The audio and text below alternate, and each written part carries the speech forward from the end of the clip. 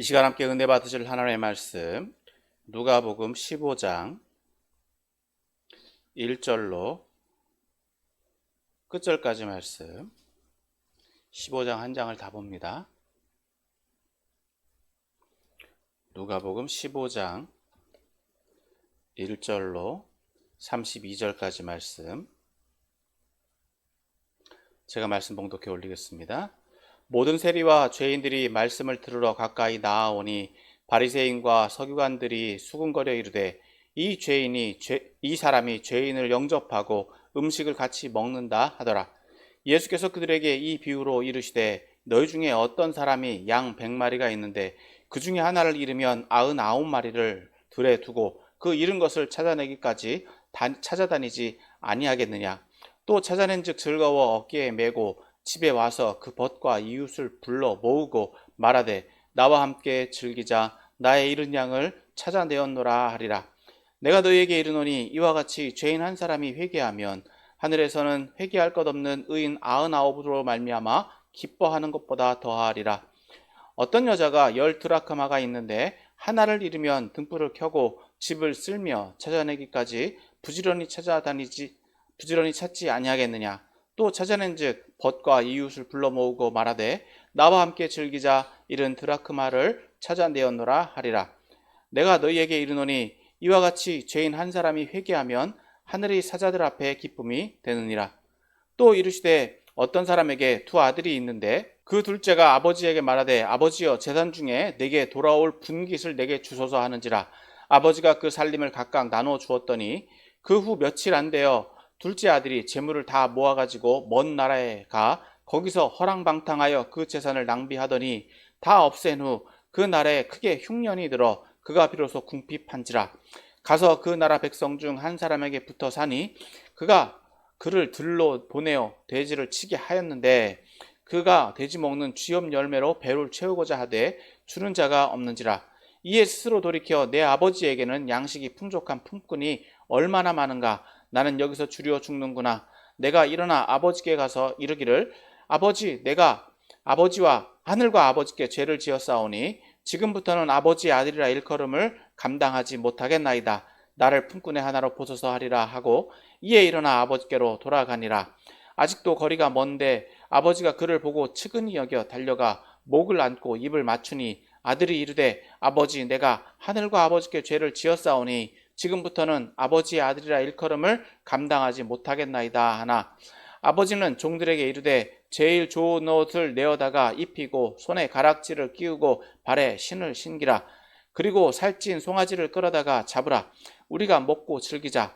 이 내 아들은 죽었다가 다시 살아났으며 내가 잃었다가 다시 얻었노라 하니 그들이 즐거워하더라. 맏아들은 밭에 있다가 돌아와 집에 가까이 왔을 때에 풍악과 춤추는 소리를 듣고 한 종을 불러 이 무슨 일인가 물은데 대답하되 당신의 동생이 돌아왔음에 당신의 아버지가 건강한 그를 맞아들이게 됨으로 인하여 살찐 송아지를 잡았나이다 하니 그가 노하여 들어가고자 하지 아니하거늘 아버지가 나와서 권한대 아버지께 대답하여 이르되 내가 여러 해 아버지를 섬겨 명을 어김이 없거늘 내게는 염소 새끼라도 주어 나와 내 벗으로 즐기게 하신 일이 없더니 아버지의 살림을 창녀들과 함께 삼켜버린 이 아들이 돌아오매 이를 위하여 살찐 송아지를 잡으셨나이다.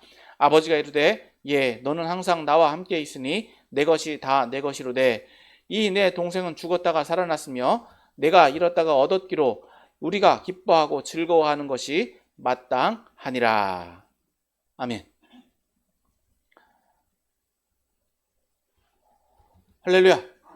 오늘도 거룩한 주일 예배 자리에 나오신 여러분을 환영하고 축복합니다. 오늘 함께 읽은 본문 말씀의 의미를 살펴보고 은혜를 나누기를 소망합니다. 오늘 함께 읽은 본문 말씀은 5부분 혹은 3부분으로 나누어 볼 수 있습니다. 먼저 1절에서부터 2절은 오늘 본문 말씀의 서론이자 말씀의 배경이라고 할 수 있습니다.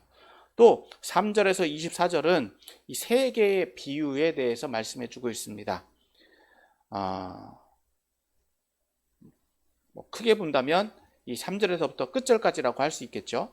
이 3개의 비유라고 할 수 있는데 먼저 3절에서 24절까지를 보면 이 3절에서 7절은 잃은 양을 찾은 목자의 비유에 대해서 말씀하고 있고 또 8절에서 10절은 잃은 드라크마를 찾은 여인에 대해서 말씀해 주고 있습니다.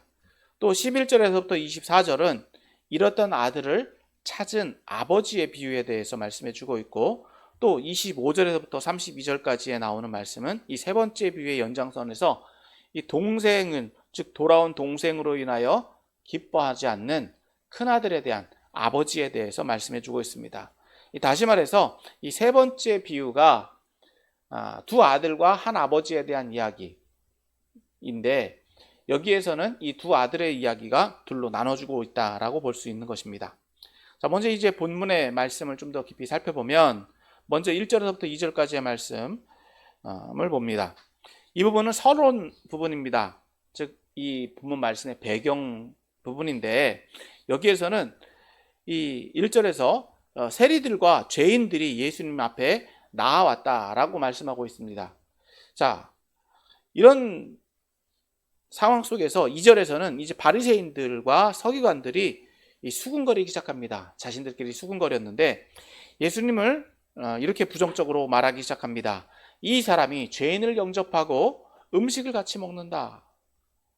자, 마치 예수님께서 이 세리와 죄인들을 부른 것처럼 이야기를 하고 있다는 것입니다. 다시 말해서 이 바리새인과 서기관들은 이 세리와 죄인들을 부정적으로 보고 있습니다. 물론 세리는 그 당시에 매국노로 여겨질 정도로 이 로마 편에 서 있는 사람들을 의미하고, 또 죄인들은 이 사람들이 어떤 죄를 지었는지 구체적으로 말씀에 나오진 않지만 이들의 죄가 어느 정도 수준인지 분명하게 나와 있지는 않습니다. 하지만 이들이 사회적으로 무시당하고 있다라는 것은 알 수 있습니다. 그렇기 때문에 이 사람들은 그 당시 어떤 전과자나 혹은 많은 사람들이 이 죄인으로 분별할 수 있는 사람들로 보여집니다. 따라서 이 바리새인과 서기관들은 사람을 차별하고 있다는 것입니다. 더 나아가서 한번 죄인으로 지목된 사람을 죄인으로 낙인 찍어서 계속해서 끊임없이 이 사람들을 무시하거나 차별하고 있던 것으로 보여집니다. 그렇기 때문에 오늘 이 본문 말씀에서 세리와 죄인들이 예수님 앞에 나아온 것은 예수님 앞에 말씀을 들으러 나왔다라고 하는 그들의 자의적인 태도로 예수님 앞에 나온 것으로 볼 수 있는데, 그것을 오늘 본문에서 벌써 보고 있는 것처럼 또 바리새인과 서기관들이 보고 있는 것처럼 회개했다라고 보기는 참 어렵습니다. 하지만 그럼에도 불구하고 이 세리와 죄인들도 예수님 앞에 나온 것만큼은 분명하다는 것입니다. 그리고 예수님은 이 바리새인과 서기관들처럼 이 사람들을 차별하거나 거절하지 않고 계시다는 것입니다. 그렇기 때문에 이들이 예수님 앞에 나아왔다, 그리고 함께 있다라고 하는 것, 그리고 그들과 거절하지 않고 함께 있는 것을 통해서, 즉 예수님이 그들을 수용하고 계신 것으로 볼 수 있는 것입니다. 자, 이런 것에 대해서 이 바리새인과 서기관들은 과도한 해석이죠. 섣부른 결론을 내리고 있는데, 마치 예수님이 이 세리와 이 죄인들을 초청해서 같이 예수님 앞에 나오도록 영접하고 초청했고 영접하고 음식을 같이 먹는 이 잔치를 베푸는 것처럼 말하고 있다는 것입니다.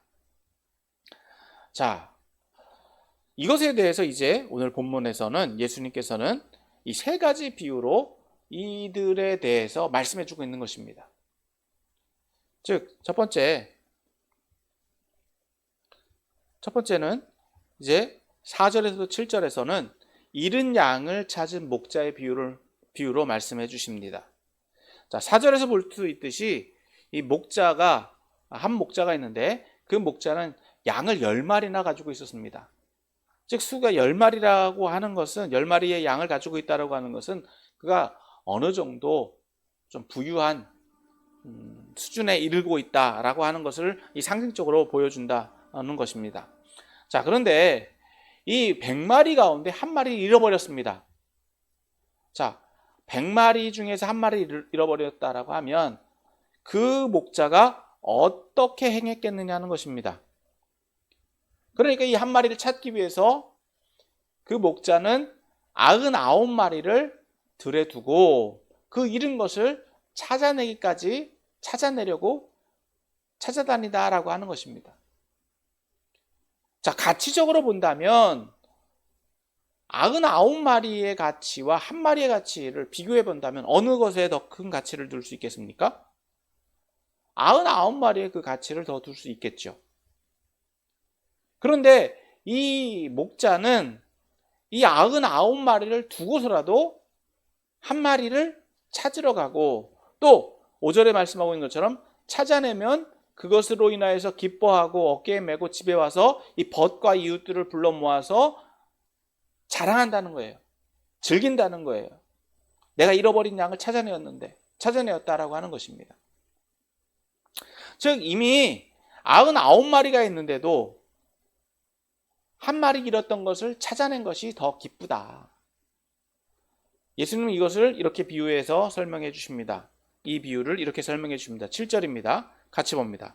시작. 내가 너희에게 이르노니 이와 같이 죄인 한 사람이 회개하면 하늘에서는 회개할 것 없는 의인 99으로 말미암아 기뻐하는 것보다 더하리라. 예수님이 이렇게 설명해 주시죠. 앞서 말씀 나눈 것처럼 의인 99이 있는데 그것으로도 기쁜데 죄인 한 명이 돌아온 것, 회개한 것이 더 기쁘다. 그 기쁨의 가치에 대해서 말씀해 주고 있는 것입니다. 자, 두 번째로 계속해서 예수님은 이 두 번째 비유로 말씀을 계속해 주십니다. 자, 이 8절 말씀에 보면 어떤 여자가 10드라크마를 가지고 있었습니다. 그런데 그 하나를 잃어버리면 등불을 켜고 집을 쓸고 찾아내기까지 부지런히 찾는다라고 하는 것입니다. 여기서 드라크마는 그 당시 화폐 가치로 이 한 데나리온의 가치를 가지고 있었습니다. 여기서 한 데나리온은 하루 품삯입니다. 하루 품삯인데 10드라크마를 모으기까지 이 사람은 아끼고 절약했던 거예요. 그런데 그 10드라크마 가운데 한 드라크마를 잃어버렸습니다. 하루 품삯을 잃어버렸습니다. 여전히 그에게는 9개의 드라크마가 그 수중에 있었다는 것입니다. 그럼에도 불구하고 그 한 드라크마를 찾기에 그는 수고를 아끼지 않는다. 등불을 켜고 또 온 집을 쓸고, 하루 품삯을 버는 수고를 아끼지 않고 있다는 거예요.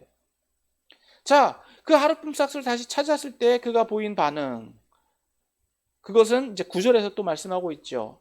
또 찾아낸즉 벗과 이웃을 불러 모으고 말하되 나와 함께 즐기자 잃은 드라크마를 찾아내었노라 하리라. 잃었던 것을 찾아냈다는 거예요. 자, 10절에서 이렇게 또 말씀을 설명해 주십니다. 내가 너희에게 이르노니 이와 같이 죄인 한 사람이 회개하면 하늘의 사자 앞에 기쁨이 되느니라. 즉 하나를 찾는 것이, 잃었던 것을 찾는 것이 얼마나 큰 기쁨을 주느냐라고 하는 것, 잃은 것을 찾는 기쁨에 대해서 말씀해 주고 있습니다. 자, 이제 세 번째로 예수님은 11절에서부터 32절까지 두 아들, 즉 한 아버지와 두 아들의 비유를 말씀해 주십니다. 먼저 11절에서부터 24절은 우리가 잘 알고 있는 탕자의 비유라고 할 수 있죠. 그리고 25절에서 32절은 남은 아들, 집을 나가지 않았던 큰 아들과 아버지에 대한 이야기입니다. 이 두 비유는 하나의 비유예요. 한 가지만 이야기를 해서는 안 되고 이 두 가지를 다 봐야 되고 앞선 두 개의 비유와 연결선상에서 이 비유들을 봐야 된다는 것입니다. 먼저 11절에서부터 24절의 내용에서는 11절에서 보면 이 비유의 배경에 대해서 말씀해 주고 있습니다. 11절 말씀 봅니다. 또 이르시되 어떤 사람에게 두 아들이 있는데, 즉 한 사람과 두 아들의 이야기죠. 여기서 둘째가 12절 말씀에 보면 둘째가 아버지에게 말하되 아버지여 재산 중에 내게 돌아올 분깃을 내게 주소서 하는지라. 자, 자기의 분깃, 즉 그 당시에는 유산을 상속하는 것이 관례였고 당시 문화였습니다. 그런데 이 유산은 아버지가 필요에 따라서 아버지의 아버지의 어떤 필요에 따라서 아버지가 줄 수 있는 거예요. 즉 이 재산의 권리는 아버지에게 있습니다. 즉 아들이 요구할 수 있는 것이 아닙니다. 자신의 것이 아니기 때문에. 그러니까 그럼에도 불구하고 어떻게 하고 있습니까? 둘째 아들이 내게 돌아올 분깃을 내게 주소서. 자기 몫을 달라는 거예요. 이건 굉장히 무례한 행동입니다. 있을 수 없는 일입니다. 그런데 이 아버지는 어떻게 행하고 있느냐? 아버지가 그 살림을 각각 나눠줬다. 즉 둘째 아들에게 그 몫을 주었을 뿐만 아니라 첫째 아들에게도 그 몫을 주었다는 것입니다. 즉 둘째 아들에게 그 유산을 주기 위해서는 첫째 몫을 나눠줘야, 따로 떼놓아야 돼요. 사실 이것을 우리가 성경에서 찾아볼 수 있는데, 이 창세기 25장에서 아브라함이 이 이삭을 제외한 다른 아들에게 그 몫을 떼어줍니다. 그러니까 그 아들들을 따로 나가게 했던 거죠. 분리를 시켰던 겁니다. 구분을 시켰던 거예요. 그러니까 어떻게 보면 그 아들과의 관계를 정리하는 의미로 볼 수 있습니다. 아니면 또 혹은 확대하거나, 즉 이 아들은 이제 자기 몫을 받았기 때문에 이제 아버지로부터 자유를 누릴 수 있는 어떤 권리를 얻었다라고도 볼 수 있는 것입니다. 자, 이렇게 유산을 받은 아들이 취한 태도는 이제 13절입니다. 13절 같이 또 봅니다. 그 후 며칠이 안 되어 둘째 아들이 재물을 다 모아가지고 먼 나라에 가 거기서 허랑방탕하여 그 재산을 낭비하더니. 재산을 다 받아가지고 그 며칠 동안 뭘 했느냐? 재산을 처분을 한 거예요. 환전을 한 거죠. 돈으로 다 바꿔가지고 어떻게 했느냐? 그 자리에 있었던 것이 아니라 아버지로부터 떠나, 즉 아버지의 권리에서, 권한에서 자유로울 수 있는, 자기의 입장에서는 해방된다라고 하는 그곳, 즉 먼 나라로 갔다는 것입니다. 자, 그런데 거기서 뭘 했느냐? 허랑방탕했다는 거예요. 즉 재산을 다 까먹었다는 거죠. 물론 그의 입장에서는 본문에는 나오지 않지만 그가 그 재산을 불리려고 했었을 것입니다. 그런데 결국은 어떻게 됐느냐? 실패했다는 거예요. 그리고 14절에 보면 다 없앤 후에 그 나라에 크게 흉년이 들어 그가 비로소 궁핍한지라. 환경적으로도 그를 돕지 않는 상황이 되었다. 그 자신도 무능했지만 환경도 그를 돕지 않더라. 그렇기 때문에 그는 비로소 궁핍하게 되었다. 그가 그 자신의 상황을 인지하게 됐다는 거예요. 그래서 그가 취한 방법은 뭐냐? 15절입니다. 가서 그 나라 백성 중 한 사람에게 붙여 사니. 아버지의 권리 안에 있었던 이 사람이 다른 사람에게 자기의 자유를 팔아버렸다는 거예요. 그래서 즉 그가 생계를 유지하기 위해서 자신의 권리를 다른 사람에게 팔게 되었는데, 이제 그는 어떻게 되었느냐? 15절 후반부에 그가 그를 들로 보내어 대지를 치게 하였는데, 즉 다른 사람에게 자신의 권리, 다른 사람 밑에서 일을 하니까 자기 의지대로 살 수 있느냐? 그렇지 않다는 거예요. 다른 사람이 시키는 대로 가야 되는 거죠. 주인의 명령에 따라서 갔는데 그가 무슨 일을 하게 됐느냐? 대지를 치는 일을 하게 되었다. 여기서 유대인이 대지를 치는 일을 했다라고 하는 것은 굉장히 모욕적인 일입니다. 이스라엘 백성들에게 있어서 돼지는요, 부정한 동물입니다. 그래서 부정한 동물을 키우는 일을 하는 것 자체는 그 사람이 얼마나 사회적으로, 신분적으로 낮아질 수밖에 없느냐. 심지어 자신이 그것을 거부할 수 없는 위치에 있었다라고 하는 것, 어떻게 보면 신앙을 저버리는 일까지 할 수밖에 없었다는 것. 그것은 자신의 모든 권리가 박탈되었다라고 하는 것을 의미합니다. 그래서 이 사람이 이제 어떤 일을 겪게 되느냐. 자, 그런 일을 하는 가운데 16절이죠. 그가 돼지 먹는 쥐업 열매로 배를 채우고자 하되 주는 자가 없는지라. 여기서 쥐업 열매는요, 어떤 영양가가 있는 열매가 아니라 이 즙이 나와서 그냥 맛만 내는 것이라고 합니다. 심지어 이것은 누가 먹는다? 돼지가 먹는 거예요. 굉장히 무가치한 것, 무의미한 것, 그것으로도 배를 채우려고 할 정도로 이 사람의 지금 상황은 어떻다? 굶주려 있는 상황이다라고 하는 거예요. 사실 좀 굉장히 역설적인 이야기인데, 누군가의 밑에서 일을 한다라고 하는 것은 생계가 보장된다라고 하는 것을 의미할 수도 있는데, 어떻다고요? 누군가의 밑에서 일을 하는데도 먹을 것을 공급하지 못할 정도로, 그리고 더욱이 이 쥐업 열매를 먹고자 하는데 주는 사람이 없었다라고 하는 것은 누구에게도 보호를 받지 못하는, 즉 생계의 위협을, 즉 생존의 위협을 당하는 상황에 처해 있다라고 하는 것을 말씀해 주고 있는 것입니다. 그거의 이에 대한 표현을 이제 17절에서 말씀해 주고 있죠. 같이 말씀 봅니다. 이에 스스로 돌이켜 이르되 내 아버지에게는 양식이 풍족한 품꾼이 얼마나 많은가. 나는 여기서 줄여 죽는구나. 아무리 열심히 일을 해도요, 그 사람에게 돌아오는 몫이 없어요. 그러니까 죽음을 앞두고 있을 정도로 굶주려 있는 상황에 처해 있다는 겁니다. 그래서야 어떻다고요? 옛적 일이 기억났다. 아버지는 얼마나 좋은 분이었던가.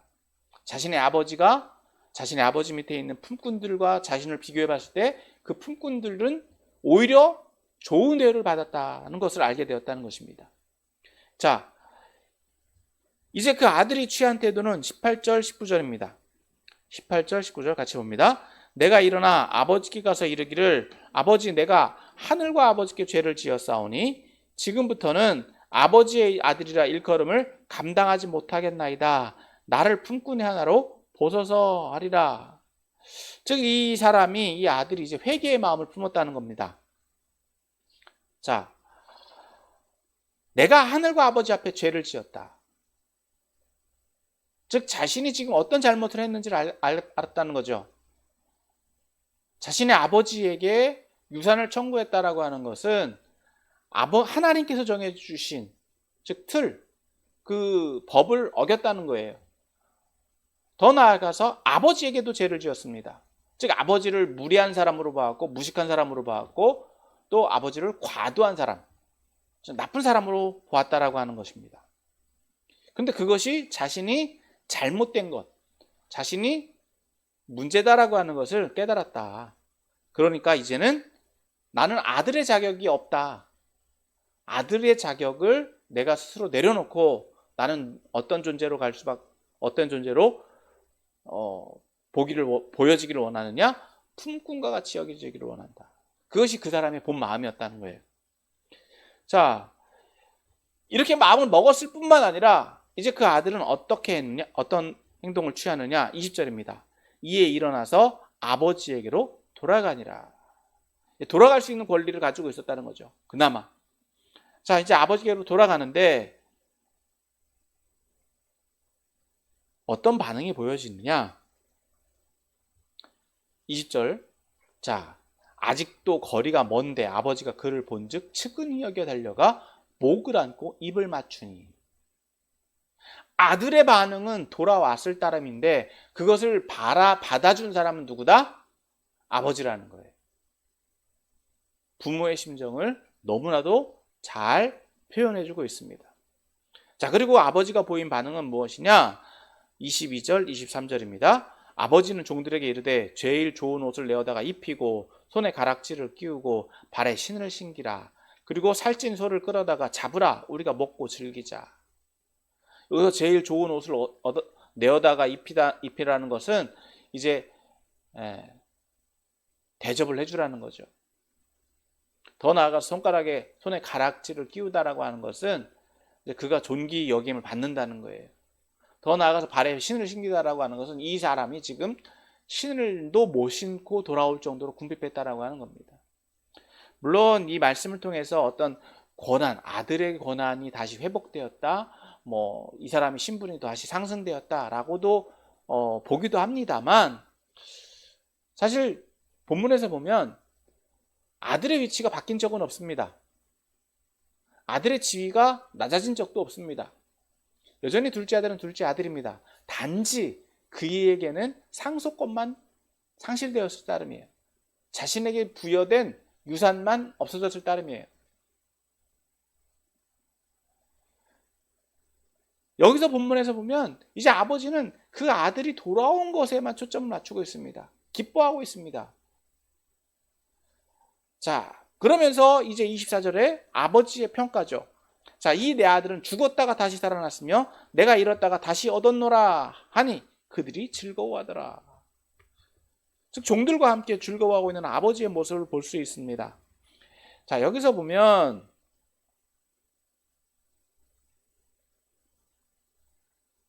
여기서 이제 아들이 보인 태도가 있죠. 21절입니다. 내가 하늘과 아버지께 죄를 지었사오니 지금부터는 아버지의 아들이라 일컬음을 감당하지 못하겠나이다. 자, 19절에서 보인 이 아버지에 대한 이 회개의 다짐과는 조금 다른 표현을 하고 있습니다. 여기서 빠진 것은 이 자신을 품꾼으로 보아달라라고 하는 건데, 이것을 굳이 생략해도 되는 것은 이 아버지가 보인 태도입니다. 아버지는 자신을 아들로 여겨지고 있습니다. 아들로 보고 있을 따름입니다. 여전히 자신은 아들이에요. 그러니까 이 둘째 아들 입장에서는 자신이 아들로 여기는 것을 감당하지 못하겠다라고만 표현하는 겁니다. 왜냐? 자신을 품꾼과 같이 여겨달라. 나를 종처럼 보게 해주십시오라고 하는 것은 아버지가 자신을 아들로 인정해 주는데 나는 종입니다라고 하는 것은 오히려 아버지를 무시하는 결과가 나오기 때문입니다. 다시 말해서 여전히 그 아들은 아들로서의 위치를 가지고 있다. 그것을 말씀해 주고 있는 것입니다. 자, 그런데 25절에서 또 다른 아들이 보인 태도입니다. 사실 이 본문이 이제 25절부터가 오늘 본문의 핵심입니다. 자, 맏아들이 밭에 있다가 돌아와 집에 가까이 왔을 때 풍악과 춤추는 소리를 듣고, 이 맏아들은 밭에 있었습니다. 계속해서 이 가정 경제를 책임지고 열심히 일을 했던 것이죠. 둘째 아들이 입힌 피해를 이 아들은 다 복구를 했을 것입니다. 그렇게 해서 일을 하다가 집으로 돌아왔는데 집에 잔치가 벌어진 거죠. 이 아들은 지금 이 집안에 어떤 상황이 벌어져 있는지 모릅니다. 그래서 26절에 한 종을 불러 이 무슨 일인가를 묻습니다. 어떤 상황인지를 물었던 거죠. 자, 27절. 자, 대답하되 당신의 동생이 돌아왔음에 당신의 아버지가 건강한 그를 다시 맞아들이게 됨으로 인하여 살찐 송아지를 잡았나이다. 즉 아들이 돌아왔다라고 하는 것을 알려주면서 지금 이 잔치가 어떤 배경에 있는지를 설명해 주었던 것입니다. 자, 이런 상황 속에서 큰아들이 보인 반응은 28절에서 말씀하고 있습니다. 그가 노하여 들어가고자 아니하거늘. 화가 났다는 거죠. 이 화난 아들을 보고 아버지는 또 어떤 태도를 취하느냐? 자, 나와서 권한대. 즉 그 아들도 같이 이 잔치에 참여하기를 원했던 것입니다. 자, 그러자 이제 큰아들이 자신이 노한 이유를 설명합니다. 29절입니다. 아버지께 대답하여 이르되 내가 여러 해 아버지를 섬겨 명을 어김이 없거늘. 자신은 아버지를 떠난 적이 없다는 거예요. 아버지를 잘 섬겼다는 거예요. 더 나아가서 명을 어긴 적이 없다. 말씀을 잘 들었다는 거 말씀하고 있는 겁니다. 그런데 자기에게는 어떤 일이 일어났느냐? 내게는 염소 새끼라도 주어 나와 벗어 즐기게 하신 일이 없더니. 즉 보상을 받은 적이 없다라고 하는 거예요. 그러면서 30절 아버지의 살림을 창녀들과 함께 삼켜버린 이 아들이 돌아오매 이를 위하여 살찐 송아지를 잡으셨나이다. 즉 아버지의 살림을, 즉 재산을, 즉 유산을 탕진한 이 사람, 즉 자신의 몫을 다 잃어버린 이 무능한 아들이 돌아온 것 때문에 자신이 이 아버지가 잔치를 벌인 것에 대해서 화가 났다. 즉 이 축하하는 일을 받아들일 수 없다, 동의할 수 없다라고 하는 겁니다. 자, 이런 상황 속에서 아버지가 이 큰아들에게 보인 반응은 무엇이냐? 31절입니다. 같이 봅니다. 자, 아버지가 이르되 예, 너는 항상 나와 함께 있으니 내 것이 다 내 것이로되. 즉 아버지의 소유권이 누구에게 있다? 큰아들에게 있었다는 거예요. 큰아들의 권리는 훼손되지 않는다는 겁니다. 둘째 아들에게 물려준 유산은 유산으로 끝났고 이제 큰아들에게 있는 유산의 권리는 여전히 아버지의 모든 권한이 그에게 주어져 있다라고 하는 거예요. 단지 지금 이 기쁨의 이유는 32절 여기서 말씀 같이 봅니다. 시작. 이 내 동생은 죽었다가 살아났으며 내가 잃었다가 얻었기로 우리가 즐거워하고 기뻐하는 것이 마땅하니라. 즉 가족을 되찾았다는 것입니다. 재산을 잃은 게 중요한 것이 아니라 무엇을 얻었다고요? 동생을 찾지 않았느냐, 혈육을 찾지 않았느냐, 자신은 아들을 찾았고 너는 동생을 찾지 않았느냐, 이것이 기쁨의 이유라고 하는 것입니다. 즉 이 내용들을 정리를 해보면 이 말씀은 누구에게 주시는 말씀이다? 앞에서 바리새인과 서기관들이, 세리와 죄인들이 예수님께 나왔을 때 예수님께서 보이신 태도의 근거가 어디 있느냐? 즉 바리새인과 서기관들에게 주시는 말씀이다라고 하는 거예요. 바리새인과 세리와 죄인들도 원래는 하나님 자녀되었다는 것입니다. 비록 그들이 잘못해서 하나님 품을 떠나 있다 할지라도 그가 돌아왔을 때에는 여전히 그들도 유대인 아니냐, 하나님 백성 아니냐 라는 것입니다. 다시 말해서 이 말씀들을 좀 정리를 해보면 앞선 두 비유는 이 작은 것을 잃어버렸지만 그것을 찾을 때 얻는 그 기쁨은 이미 가지고 있는 것보다 더 큰 기쁨을 얻게 된다라고 하는 것입니다. 세 번째 비유도 앞선 비유와 동일하게 잃어버림과 찾음에 대한 기쁨을 말씀하고 있습니다. 이것을 조금 더 구체적으로 본다면 앞서 잃어버린 것은 이 자의에 의한 것이냐, 타의에 의한 것이냐라고 하는 것입니다. 즉 앞선 비유는 잃어버린 주체가, 즉 기쁨을 누리는 주체가 잃어버린 것을 찾는다라고 하는 잃어버린 것을, 즉 기쁨을 누리는 주체가 자신이 가진 것을, 잃었던 것을 찾았을 때에 기쁨을 누리게 되는 것을 말씀하고 있습니다. 즉 목자나 여인이 자신의 것을 잃어버렸다가 찾았을 때 기쁨을 누린다라고 한다면 이 세 번째 비유는 집 나간 아들이 돌아오기를 기다리는 아버지, 즉 이 아버지는 자신의 의지와는 상관없이 둘째 아들이 자기 발로 나간 거예요. 그러니까 이 아버지는 그 아들을 찾을 수도 있습니다. 찾으러 나갈 수도 있습니다. 하지만 이 아들이 스스로 돌아올 때까지 기다리고 있다. 다시 말해서 여기 둘째 아들은 모든 관계를 파괴하고 훼손시키는 존재라고 볼 수 있습니다.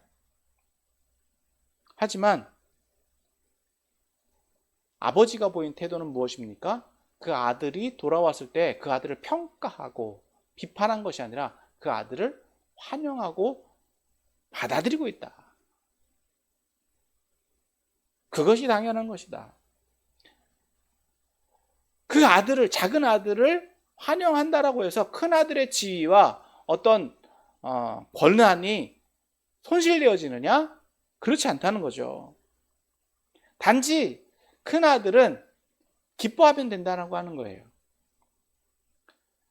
다시 말해서 예수님은 바리새인과 서기관들도 이 세리와 죄인들이 돌아왔을 때 기뻐하면 된다, 이렇게 말씀해 주고 있는 것입니다. 자, 이 본문 말씀을 오늘 조금 더 정리를 해서 적용을 해보면, 첫 번째 오늘 본문 말씀에서는 이 찾아내는 것과 기다리는 것이 있다는 것입니다. 앞서 말씀을 말씀 가운데 조금 나눴지만, 오늘 어린 양과 드라크마는 잃어버린 것을 찾으려고 찾았습니다. 즉 자기가 그것을 찾기 위해서 애를 썼다라고 하는 것을 볼 수 있고요. 집 나간 작은 아들은 들어올 때까지 기다렸다라고 하는 것입니다. 다시 말해서 두 가지 방법입니다. 잃어버린 것을 찾는 데에는 두 가지 방법이 있는 거죠. 찾으러 나가는 것과 들어올 때까지, 찾을 때까지 기다리는 것. 사실 이 두 가지 모두 다 적극적인 방법입니다. 어떤 목적, 즉 잃어버린 것을 찾을 때까지, 그 목적을 달성할 때까지 기다렸다라고 하는 거예요. 하나는 나갔고 하나는 기다렸다. 그 차이입니다. 다시 말해서 동물과 물건의 경우에는 스스로 의지로 돌아올 수 없습니다. 이런 경우에는 찾으러 나가야 되는 것이죠.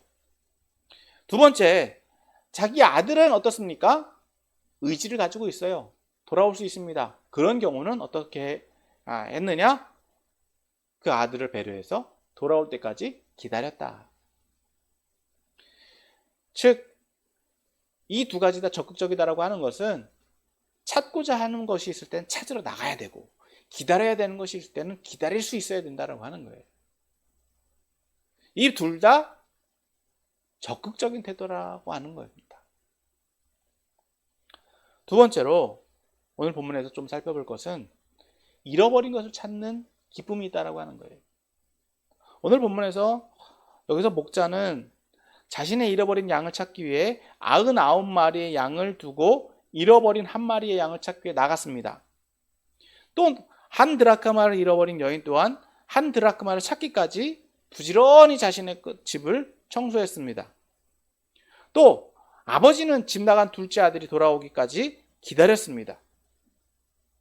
물론 그 아들이 처음부터 나가지 못하게 할 수도 있었고, 그 아들을 찾으러 나갈 수도 있었습니다. 물론 나간 둘째 아들이 성공을 했든지 실패를 했든지 그 아들의 삶에 대해서는 신경 쓰지 않아도 됐습니다. 문제는 그 나간 둘째 아들이 돌아오기를 기다리는 마음은 부모에게 있다는 것입니다. 이것을 좀 더 비유적으로 좀 설명을 해보면, 목자와 여인과 아버지는 하나님을 의미한다라고 볼 수 있습니다. 그리고 잃어버린 양과 잃어버린 드라크마, 또 작은 아들은 이방인이거나 하나님을 떠난 사람들이라고 볼 수 있습니다. 그러니까 99마리의 양과 또 9개의 드라크마와 큰 아들은 여전히 하나님을 잘 섬기고 있는 의인들, 믿음 생활 잘하는 사람들이라고도 말할 수 있는 것이죠. 이것을 오늘날 우리에게 좀 적용을 해보면, 잃어버린 것과 작은 아들은 하나님을 떠난 사람들 혹은 믿음이 없는 사람들이라고도 볼 수 있는 것입니다. 더 나아가서 잃어버리지 않고 자기가 지금 소유하고 있던 것이거나 여전히 집에 있던 큰 아들은 여전히 믿음 생활을 잘하고 있는 성도들로 볼 수도 있습니다. 그런데 앞서 말씀드린 것처럼 오늘 본문 말씀에서 잃어버린 것, 즉 믿음이 없던 사람이 다시 돌아왔거나 같이 믿음 생활을 하다가 따로 떠났던 사람이 돌아왔을 때에 누리게 되는 기쁨은 그만큼 크다는 거예요. 물론 그 가치, 그 사람들이, 그 나간 사람들, 잃어버린 것에 대한 가치는요, 오히려 더 기존의 것보다 작을 수 있습니다. 더 나아가서 기존 조직이나 공동체를 훼손시키기조차 할 수도 있는 위험성을 가지고 있기도 합니다. 더 나아가서 이들이 나아갈 때 어떤 일이 일어났습니까? 특히 작은 아들이 집을 나갈 때는 아버지의 유산을 가지고 나갔습니다. 다시 말해서 아버지에게 재산상의 손해를 입힌 거죠. 그러니까 그 아들이 돌아온다고 해서 아버지에 유익될 것은 아무것도 없습니다. 오히려 더 그 아들을 위해서 지금 무언가, 즉 재산을 소비하고 그 아들을 살려주기 위해서 그 아들에게 뭔가 더 투자가 돼야 되는 상황이다라고 하는 것입니다. 아버지의 입장에서는 여전히 그것을 손해로, 아버지는 그 아들로 인해서 손해를 볼 수밖에 없는 상황이다라고 하는 것입니다. 그럼에도 불구하고 그 잃어버린 것을 찾는 그 기쁨은 이루 말할 수 없다라고 하는 거예요. 그렇기 때문에 오늘 저와 여러분도 잃어버린 양, 잃어버린 드라크마, 또 집 나간 작은 아들이 있다라고 한다면 그 아들이 잃어버린 것을 찾을 때까지 찾아야 되는 것이고, 또 더 나아가서 잃어버린 아들이, 집 나간 아들이 돌아올 때까지 기다릴 수 있어야 하는 것입니다. 또 그것을 찾을 때 기쁨을 누려야 될 줄 믿습니다. 그렇다고 해서 기존에 있던 사람들의 가치가 훼손되거나, 그렇다고 해서 자신의 권리가 약화되는 것은 아닙니다. 그것으로 인해 시기할 필요, 마음 상할 필요가 없다는 거예요. 오히려 더 그것이 기쁨이 되고 배가가 될 수밖에 없다. 오늘 말씀을 정리합니다. 오늘 말씀은 모든 세리와 죄인들을 대하는 바리새인과 서기관들에게 주시는 말씀입니다. 다시 말해서 오늘 저와 여러분들이 잃은 양이나 집 나갔던 아들이 돌아왔을 때 우리는 큰아들과 같은 태도를 취해서는 안 된다는 것입니다. 아버지가 기뻐하듯이 우리가 함께 기뻐하고 즐거워할 수 있어야 된다는 것입니다. 다른 사람들을 차별하거나 무시하는 일이 우리에게 있어서는 안 된다는 것입니다. 그럴 때에 기쁨은 배가 되어지고, 기쁨은 더 충만해지고, 그것이 바로 하나님 나라를 이루는 길인 것을 믿으시고, 그런 하나님 나라의 기쁨에 동참하는 저와 여러분들이 다 되시기를 예수님의 이름으로 축원합니다.